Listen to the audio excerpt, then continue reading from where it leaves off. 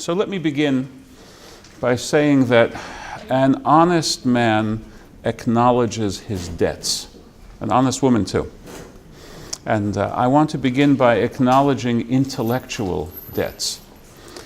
First, for the translation of this book, I'm going to be reading to you from the translation of one of my teachers, Raymond Shendlin, Scheindlin. This is published by Norton, the Book of Job, W. Norton, 1998. Ray Shendlin is a very gifted translator. Two of his volumes of translation deal with medieval Jewish poetry, specifically poetry from the Andalusian, Sephardi tradition. A book of sacred poems called The Gazelle, and a book of secular poems written by the same rabbis, entitled very fetchingly, Wine, Women, and Death. So anyway, Shendlin certainly has a gift for words and is a wonderful translator. So I don't think you can own too many translations of the Book of Job, because I feel fairly competent in biblical Hebrew, but I got to tell you, this is hard going. It's hard for several reasons. It's likely that the manuscript of the Book of Job suffered some accident of transmission early in its history and was reassembled in ways that do not perfectly correspond to the intention of the author. Especially in the middle part of the book, there seems to be some displacement. So it's not always possible to know what ought to be following what. Also, the language is highly poetic, highly charged, highly image-laden. We're going to spend our next session looking closely at the language of Job, because it turns out that more than in other parts of biblical literature, the message of Job, I will be arguing following another one of the intellectual creditors, whose debt I gratefully acknowledge. More than with some other books, the message of Job is bound up in the language itself. That's a point that Shendlin makes, but he is echoing the point made by a very great Bible translator, Robert Alter. And we've seen Alter's book. I'll be circulating these books as a little bit of show and tell. So if I paraphrase the argumentation in Job in calm, rational prose. Good morning. May I please. interrupt you? Please. We have a little Hanukkah gift for you. Hanukkah. Yes. Hanukkah. Moses was the first person with a tablet downloading data from the cloud. Wonderful. Just to express a little bit of our affection. That is wonderful.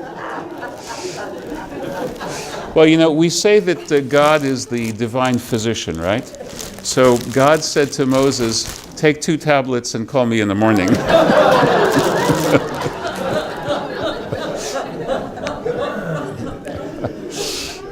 That's wonderful. Thank you very much. So if I were to convey in particular the answer of God's voice from the whirlwind to the challenge insistently repeated by Job to answer the question, where are you and where is your justice in a world where righteous people are suffering and for no discernible cause? If we paraphrase the divine answer in prosaic terms, I think we will inevitably fail to convey its power. So part of what we're going to do in the next session is have a deeper dive into the language of the text. But for today, we're going to try and understand everything as we approach the text. So for me, another one of the great scholars whose work on Job has influenced my own and who was a personal teacher of mine, a name less known today than it ought to be. His name is Robert Gordis. Gordis. One of his several publications on Job is called The Book of God and Man, a study of Job, published by the University of Chicago Press. I think it was 1965. Gordis spoke very quickly, and we students who always had the knack of having a caricaturish, rendition of this teacher or that, we used to call him Rapid Robert because he spoke so quickly. But it was a joy to listen to him because just one brilliant idea after another came forth. And I hope to share some of his learning and some of his insight about the book of Job. Two other great thinkers and scholars whom I wish to acknowledge now. One is Nahum Glatzer. Nahum Glatzer, longtime professor of Jewish studies. And in this instance, Glatzer has compiled an anthology of responses and interpretations of Job.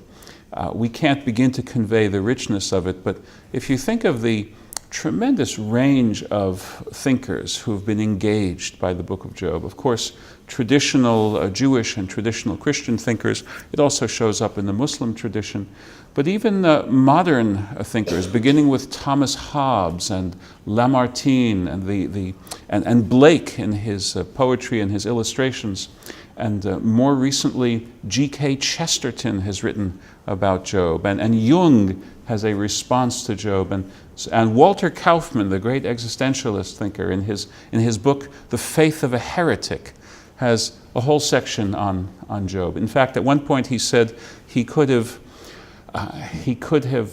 couched much of his thought as a commentary on the book of Job. So there's so many people, and I'm going to share with you Glatzer's own closing postscript on Job, which relates it to what has been called the Copernican revolution in our human understanding of who we are in this cosmos. So we'll get to that. And one more name, perhaps most important, is the name Rudolf Otto. I hope you've heard of this thinker. He was a great student of religion, and in the era of Breuer and Freud, Otto was the one to plumb the non-rational part of religion and perhaps the non-rational core of religion. And I hope to show you that vantage point is very important for understanding God's response to Job.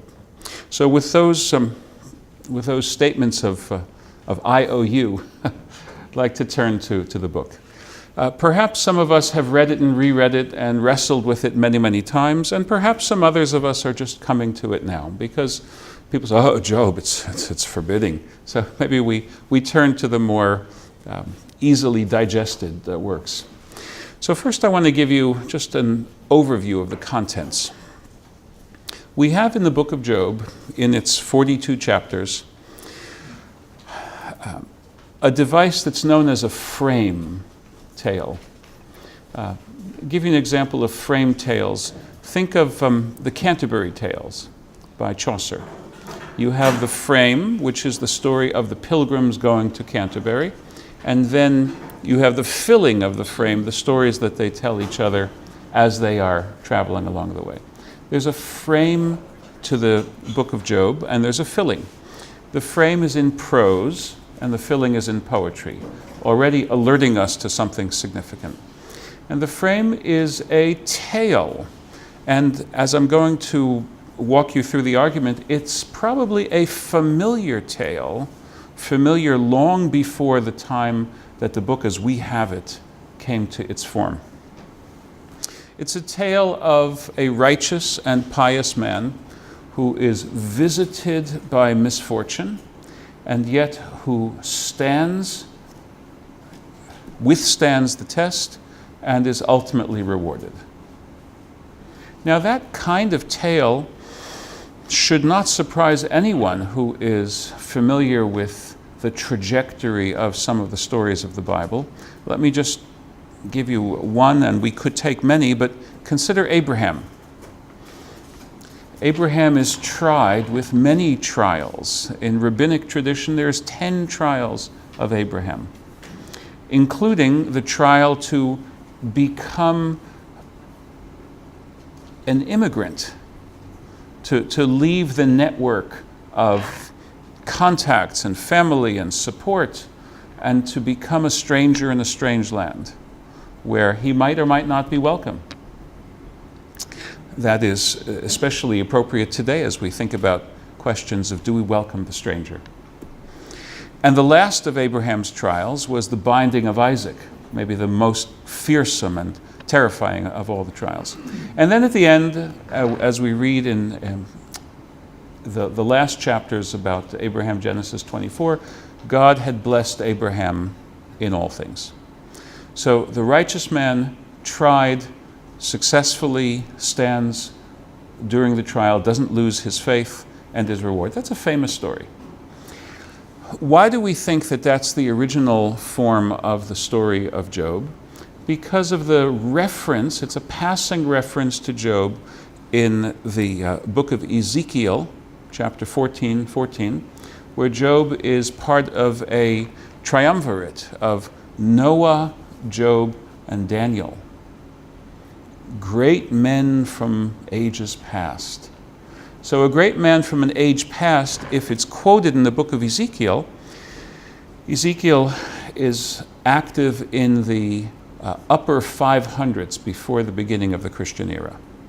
Ezekiel is part of the first exile of the cream of Judean society to Babylonia in the year 597.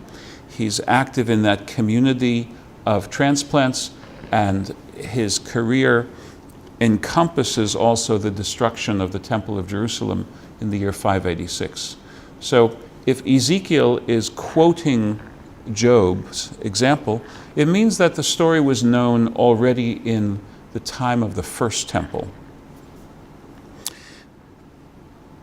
So there's this tale.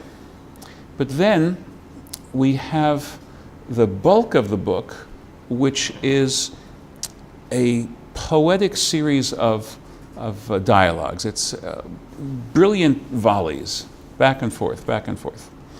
So the first 3 sets of back and forth is between 3 interlocutors. They're called friends, 3 companions of Job, who come and sit with him in his distress. Some commentators have said that's the only good thing they did, was to sit silently with him for 7 days. Because in truth, sometimes your presence is far more important as an act of offering consolation to one bereaved than are the platitudes that we sometimes say. I mean, think about it. When you yourself have been bereaved, oh, she's in a better place now. It might work for you, and it might really not work for you. Right? And these are all true statements. Oh, at least he's not in pain. True, but... Right? I learned this lesson when my bubby died, my paternal... I'm sorry, when my Zaidi died, my paternal grandfather. He died, I was a teenager, it was 1974. My maternal grandparents made the trip with us from New York down to Baltimore to be at the funeral and to offer condolences. And I watched my maternal grandmother take the hand of her in-law, my paternal grandmother, and not really say anything, except the eyes, the face, the demeanor expressed love, shared loss, and above all, presence. That's among the most important things you can do when you are trying to console the bereaved. So they sit with Job for 7 days, and they let Job speak first, which was probably the one best thing they did. Job starts with a very powerful poem. We're going to look at this in our next session closely, which is a death wish. Perish the day that I was born. Curse the day that I was born. I wish I'd never been born. And then we begin to have their answers and Job's replies. their answers boil down to what ought to sound to you as very, very familiar and, I will say, conventional wisdom. God is just, God is good. If you're suffering, you deserve it. Job doesn't like that answer. No, it's not that he doesn't like the answer because he's an egotist. Some people have read the Bible, I would say misread it, to say he's an egotist and he's punished for the hubris of thinking that he is righteous. Neither Jewish nor Christian tradition thinks that anyone is so righteous as never to have sinned. Obviously, the doctrine of original sin, which is a Christian doctrine, gives a different coloration to that. But in the Talmud as well, you have the expression, Ein tzadik asher lo yecheta. There is no person so righteous as never to have sinned. But in our Jewish way of looking at it, we take a kind of a preponderance of evidence test. Is this person basically a stinker? Or is this person basically righteous? And Job protests that he's righteous, and we have every reason to accept that at face value. Otherwise, the book loses its whole point. So the three friends say in their own poetic ways, God's given you what you deserve. And Job says, no, that's not the case. So we have three cycles of those speeches, one more powerful and beautiful than the next. And that takes us from chapter 3, which is Job's lament, and then the responses and his responses, chapter 4 through 27. Then we have this independent chapter, beautiful, beautiful chapter. My teacher, Professor Gordis, believes that it was an earlier composition by the same author as the book of Job that was then slotted into the book of Job, or earlier thinking by the author of the book of Job on the subject of a hymn to wisdom. Now, in this hymn to wisdom, we're going to see certain features that we've already begun to come across in our other wisdom tradition texts. Here it's more explicit though. You have chokhmah, wisdom, lowercase, generic, and then you have ha-chokhmah, the wisdom, which can mean higher wisdom. And the difference between wisdom common stock and wisdom preferred stock is that wisdom common stock is accessible to us. It consists in religion and morality. As we've already seen from Proverbs through Ben Sira, the equation of wisdom with religiously correct living. But the wisdom, higher wisdom, is beyond our ken. Only God knows some of the riddles of existence. And it's not wrong to wonder, but it will ultimately be fruitless. And that answer is important when we're going to come back to it. After the hymn to wisdom, we have kind of like closing soliloquies by Job, where in chapters 29 through 31, first he contrasts his former happy estate with his current misery. Woe is me. And then his declaration of innocence. I have not done this, I have not done that. If I'd done such and such, then let me be punished because I haven't done it. And then we have an interesting interpolation. Some young, brash guy comes in. You know, he's the sort of fellow who comes into a party and everyone has to say one sentence about themselves. And he says, well, I'm from Mensa.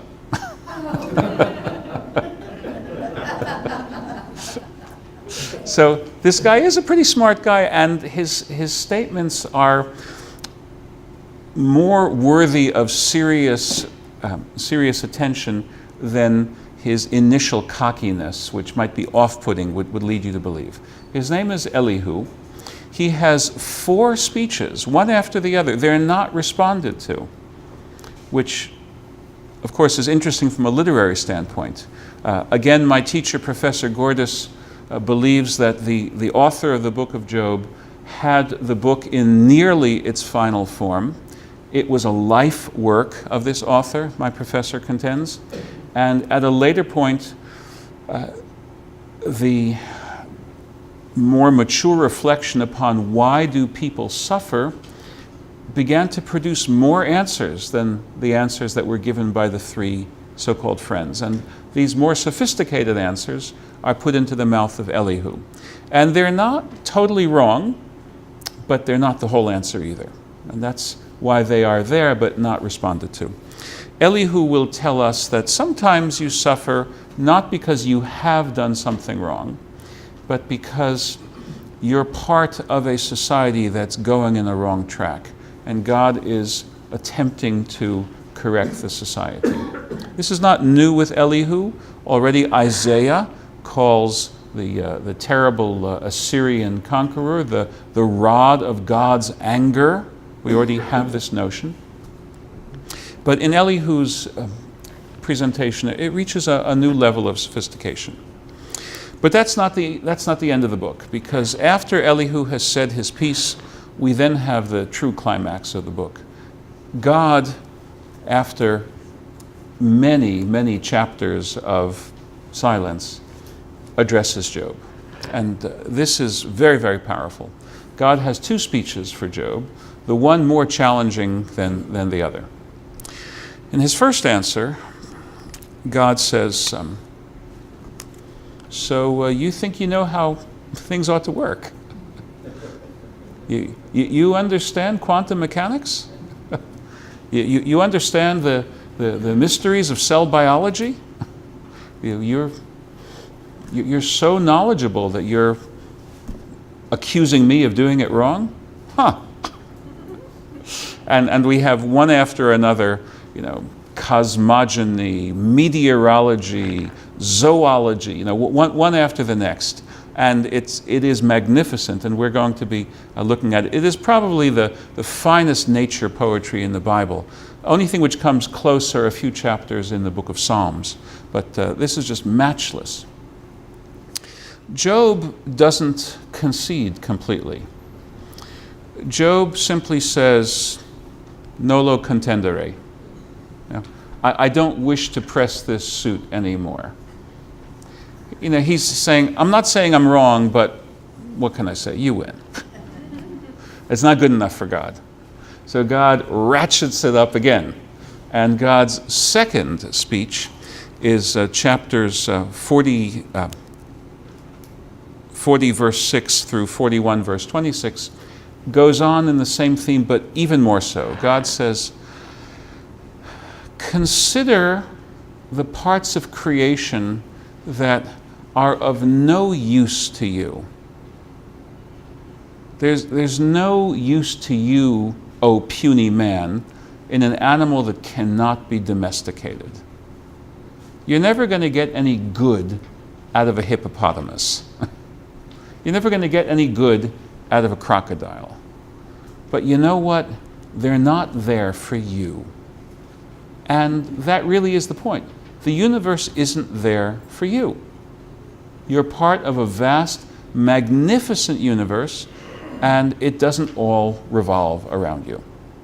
Get used to that. Something about both the message and the manner of presentation, and perhaps we should say the fact of presentation. I mean, how many of you have ever had God speak to you out of a tornado? The mere fact of the response is a response. And when you couple the fact, the content, and the manner, then you have something which works upon Job's soul. And Job now says more than nolo contendere. Now Job says, okay, I'm dust and ashes. I'm done fighting. I accept this. Then we revert to the frame, the second half of the frame. There's no good sandwich without both slices of bread. So now that we've already had the bottom slice of rye bread and all the corned beef, now we have the top slice of rye bread, which reverts to the old folk tale where Job is restored. His fortunes come back. He gets more children again. He gets a whole brace of children. He gets the quiver of 7 sons. He only gets 3 daughters, because daughters are a lot of trouble. So So he still only has 3 of those, but they're beautiful. And the names are almost symbolic of beauty. It's as if you had 3 daughters and you named them Mascara and Blush and Bronzer, or something like that. The symbolic nature of the names of his daughters. And he lives for another 140 years. Does that number ring a bell for anyone? What do you make from 140? Think of Psalm number 90, the Song of Moses. How long is a person supposed to live? 70 may number a man's years, right? 80 if granted the vigor. 70, of course, is 70. So Job gets 140. Now, are you familiar with a feature in biblical criminal law which deals with double restitution?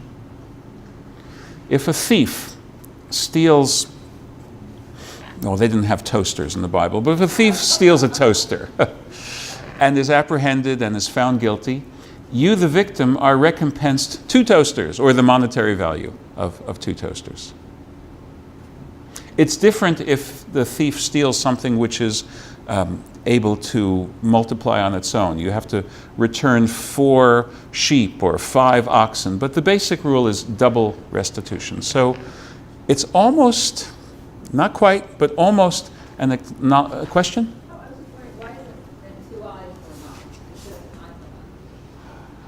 Why isn't it 2 eyes for an eye?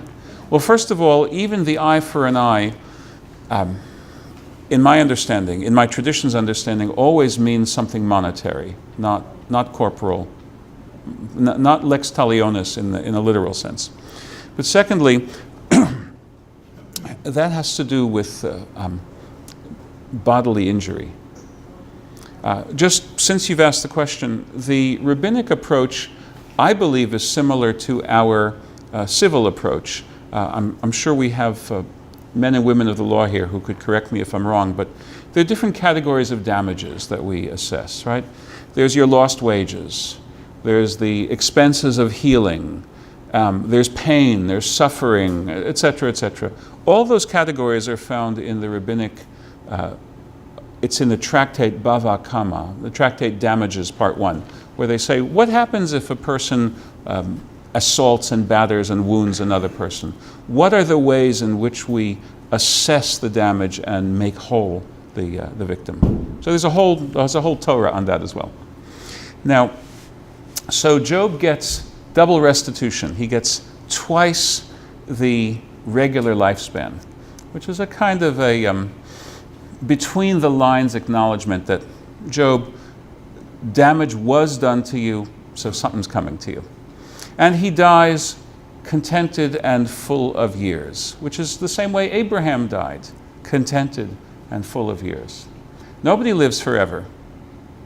That's one of the points of Job. You don't live forever.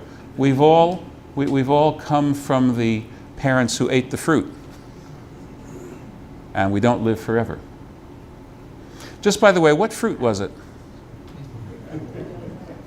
The tradition that it was an apple, I believe, goes back to the Vulgate translation, because in Latin an apple is a malum, and mal is a pun in the Romance languages, right? Think of a malady, malediction, right? Mal is bad, so the apple is bad. In the rabbinic tradition, it's not an apple.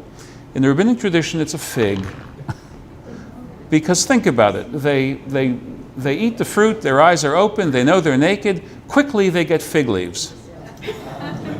So think about it, if you're down at the gym and you have a towel malfunction, a wardrobe malfunction, you're not going to brazenly stride across the locker room to get a towel. You'll grab the closest towel. At least I would, you know. I don't have the kind of figure that I'd be willing to. So we think that it was a fig tree that they ate. So we have this intriguing structure for the book. Let's now do a little bit of literary archaeology. Let's try and reconstruct, if we can, the sequence by which the book came to be. We've already touched upon the first chapter of this, which was the reference to Job and to Daniel and to Noah in the book of Ezekiel. So we already know that the story, probably in folk tale form, existed as early as the First Temple period.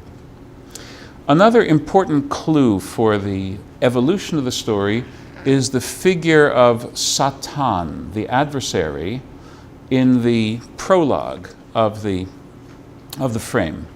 Satan does not show up in the epilogue or the postscript, which is intriguing.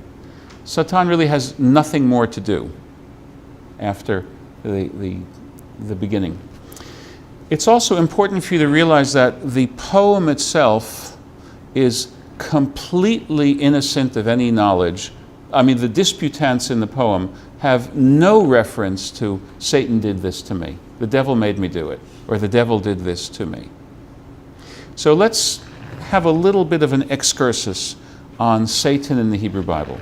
First of all, Satan in the Hebrew Bible is not the Satan of post-Hebrew Bible imagination, which is to say the transcendent, almost equal to God, adversary with a capital A. That's a later development. Satan is not a rebellious fallen angel in the book of Job. That's a later development of the imagery of Satan. Where does the notion of an adversary come from? Well, we see that there are angels in the Bible stories whose function it is to block the way of someone. For example, the angel who stands in front of Bilam riding his donkey. And the donkey, as you know, is smarter than the seer. The donkey sees the angel, Bilam doesn't, so the donkey swerves right, the donkey swerves left, the donkey sits down, and Bilam, in his impotent rage, just starts beating the donkey and saying, you miserable donkey. And the donkey miraculously opens its mouth and says, "Why are you beating me? Haven't I taken you everywhere since you were knee-high to a grasshopper?" Now think about it. If your car had stalled, and in your frustration you slammed on the dashboard. Remember the TV show My Mother, the Car? And suddenly your automobile started talking. It didn't say anything conventional like, "The door is ajar," or any other statements of ontology. But if the car said, "Why did you just hit me on the dashboard? I deserve better than that." If you were so lost in your anger as to say, "Because you're a miserable car, that's why," that would really say something bad about you. And that's what the Bible's telling us about Bilam. He should have stopped and said, "Oh my God, a talking donkey."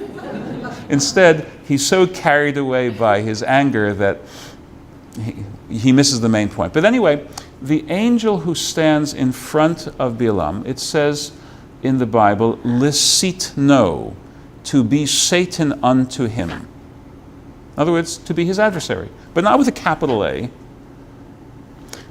If you then go to the book of Zacharias, one of the last of the 12 prophets in the collection of the 12. So this is about the year 500. In one of the chapters, we have the prophet has a vision, perhaps a dream vision, and the high priest Joshua is being judged in a heavenly court. And the Satan is bringing the case against him, but the Satan in this case is a little bit like Hamilton Berger in Perry Mason. Remember Hamilton Berger? He never wins a case, poor guy. Because in this instance, God is both judge and defense attorney. So Satan doesn't have a chance. And Joshua is declared innocent. He's dressed in clean robes and so on and so forth. So the Satan is more or less the Commonwealth attorney in the early part of Hebrew understanding of it. Only later becomes someone who's really an adversary to God. Yes? How does it become the advocate, Satan's advocate? How does the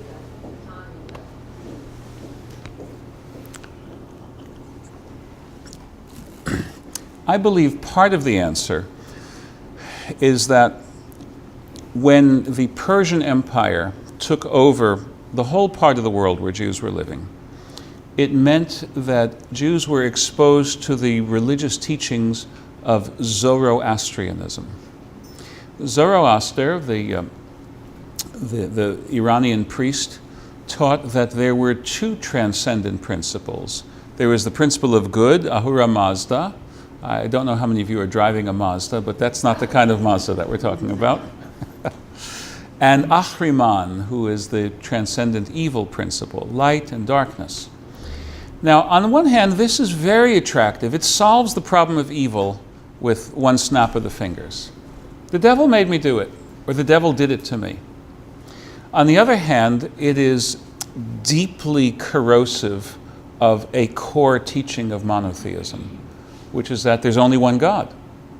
Which is why in Isaiah chapter 45, verse 7, you have the startling and uncomfortable statement, I, the Lord, am the creator of light and the fashioner of darkness, the maker of peace and the creator of evil. That's a tough one, because for most of the Bible, we want to say that God's work is good and evil has a human origin. That's your typical biblical viewpoint. But Isaiah 45, we think of this as what's called Deutero-Isaiah. Isaiah speaking to the Jews of the Babylonian era, already close to Persian influence. Isaiah is already concerned with the challenge to monotheism that would come from that otherwise serviceable answer. So we think that the notion of Satan has to do with that. I'm having trouble seeing the clock. Could I get a time check? 6 up. 6 up, okay. Now, if we wanted to go through the literature of the Second Temple era and beyond, we would see a progressively greater role assigned to the figure of Satan. Suffice it to say that in the book of Job, he plays a role at the beginning and then disappears, which gives cause for thought. But the fact that we do have the figure of Satan means that the story probably went through that Persian period. Now, the Persian Empire conquered Babylon and conquered everywhere where Jews were living in the 500s and remained the cultural milieu as well as the political framework for Jewish life until Alexander the Great. So from the 500s to the 300s, we call that the Persian period. Now, if we look at the evidence from the language itself, we see that there are certain Hebrew words which look as if they're influenced by the Aramaic language. We call these Aramaisms. Now, every language picks up certain features of other languages when they come into contact with them. Sometimes they pick up words, right? Pajama is not an original English word, it's a loan word, right? Pajama. I think it's Japanese, I'm not sure. Anyone know where pajama comes from? I think it's Japanese. Not sure. But you also pick up certain features of syntax from exposure to other languages. And we can trace, by looking minutely at the language of the book of Job, that it dates from this late biblical period, the 400s, the 300s, something like that.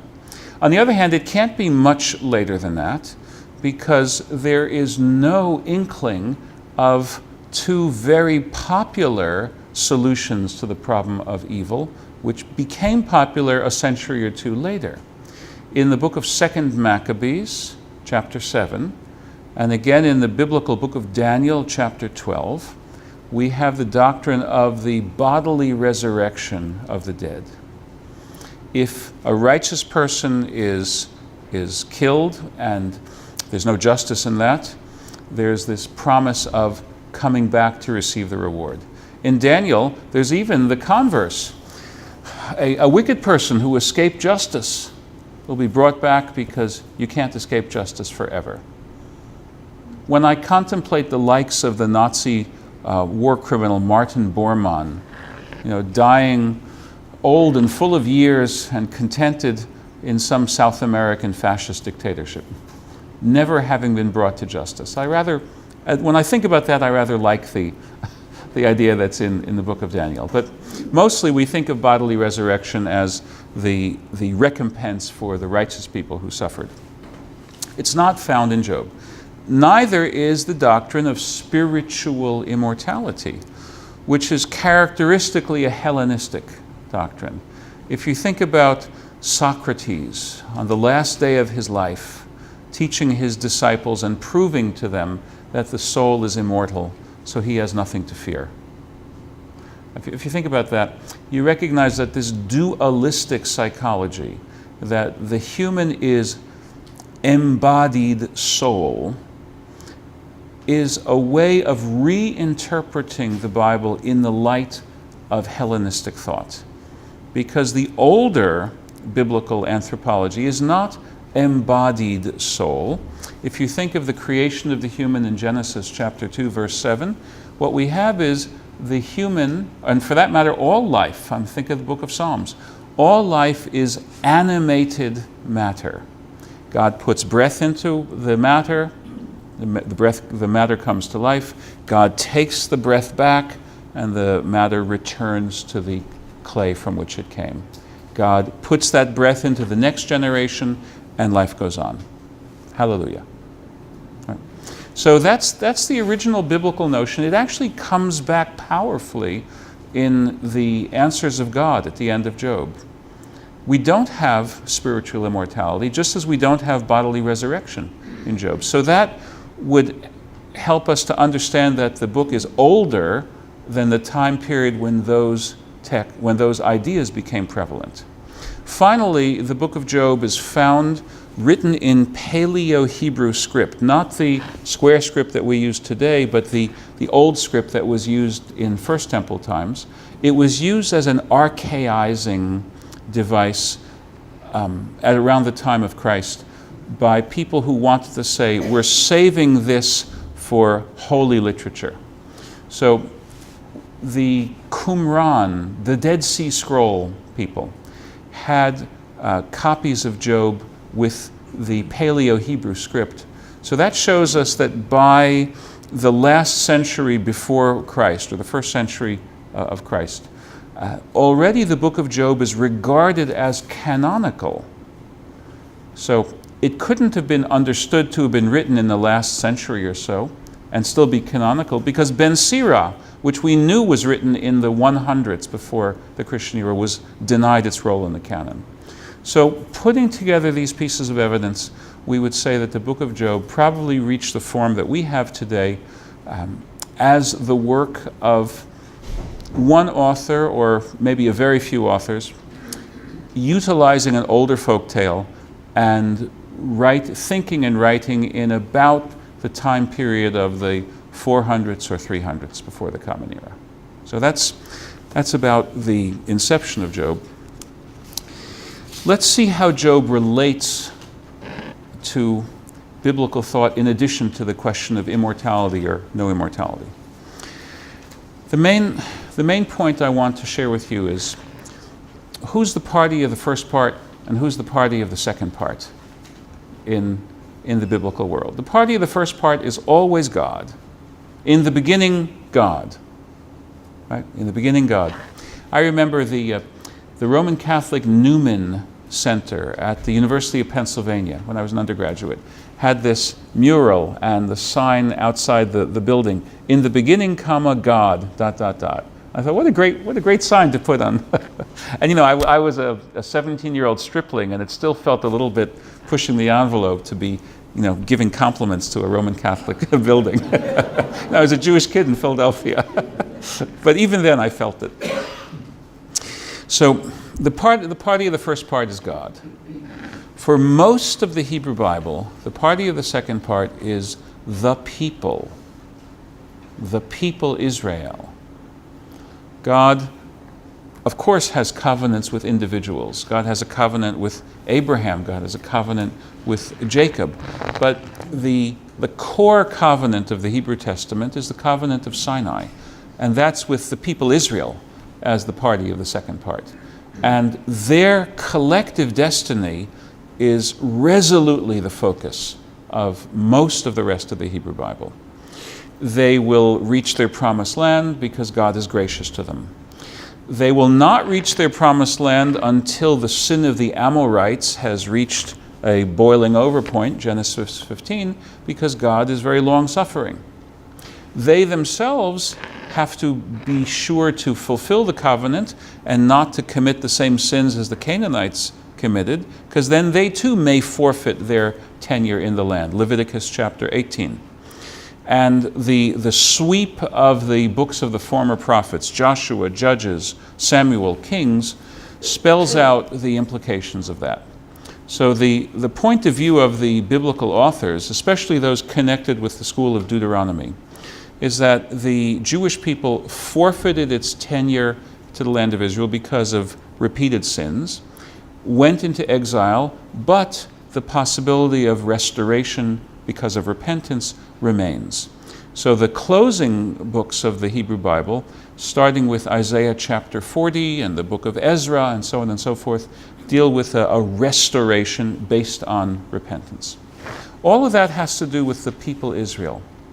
When you turn to later works, you turn to the New Testament, you turn to rabbinics, you see a different focus. The focus there is the individual. Oh, Master, what do I have to do to get into heaven?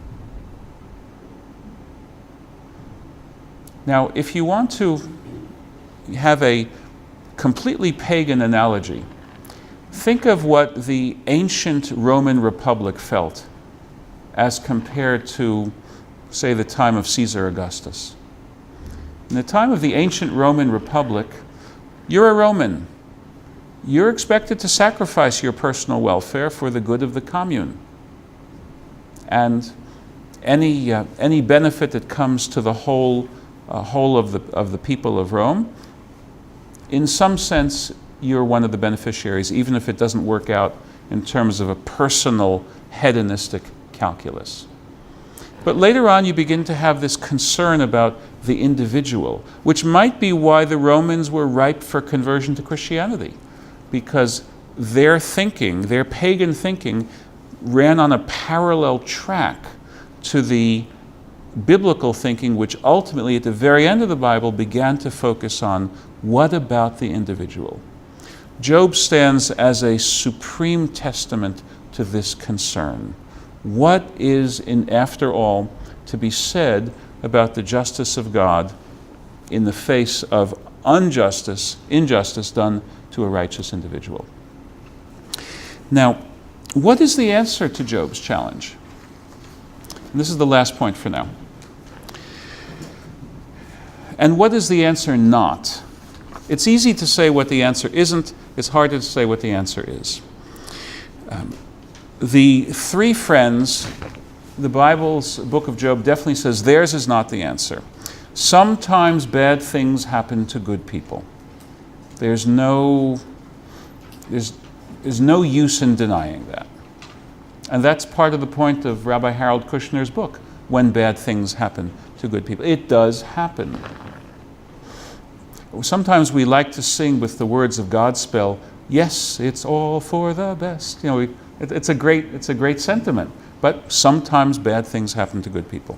So the three friends of Job, their point of view is just rejected. Elihu's points that suffering can be educational and chastisements can fit into a greater scheme is more or less sidestepped. God's answer deserves not only our intellectual striving, but also our spiritual engagement. So here's where two of my own debts come due.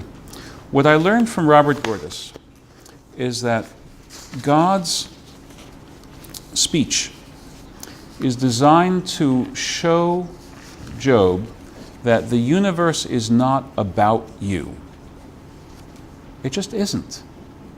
You exist in this universe. It's marvelous. It's intricate in design. It's magnificent. It's awe-inspiring. And it doesn't revolve around you. Only when you can accept that as a basic fact of life can you reframe, that's the language we would use nowadays, can you reframe your even grievous losses to a point where you can still say yes to the world that you're living in. That's what I learned from the teachings of Professor Gordis. And what I learned from the brilliant writings of Rudolf Otto is that the religious, the heart of religion is not anything that I could have just expressed as I just did right now, any kind of rational argument. Rather, it is a weird, awe-filled, wonder-filled encounter. It's in wonder that we most authentically approach God.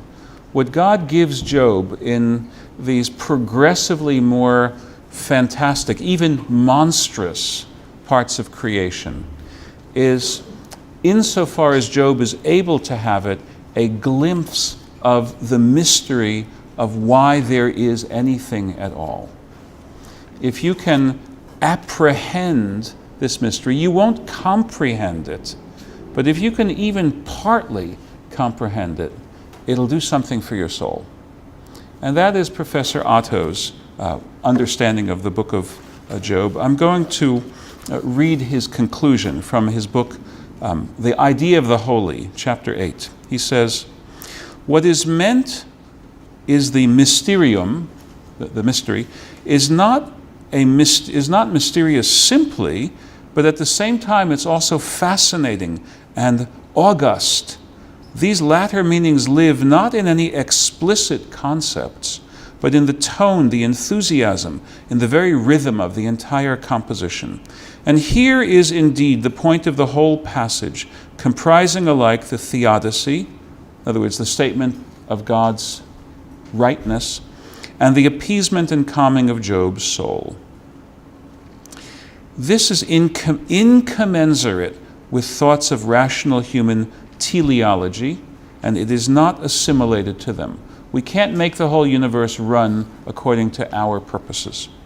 It remains in all its mystery, but it is as it becomes felt in consciousness that Elohim, that God is justified, and at the same time Job's soul brought to peace." So peace is always a good place to end. Looking forward to our next conversation.